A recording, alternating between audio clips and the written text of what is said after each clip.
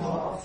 Creio no Espírito Santo, na Santa Igreja Católica, na comunhão dos santos, na remissão dos pecados, na ressurreição da carne, na vida eterna. Amém.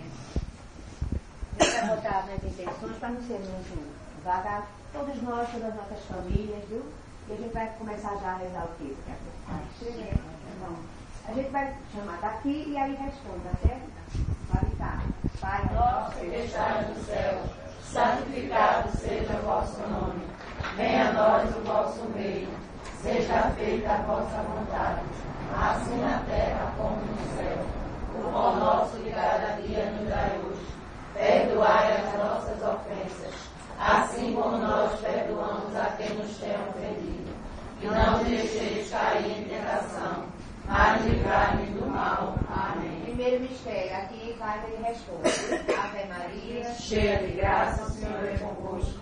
Bendita sois vós entre as mulheres, bendito é o fruto do vosso ventre, Jesus. Santa Maria, Mãe de Deus, rogai por nós, pecadores, agora e na hora de nossa morte. Amém.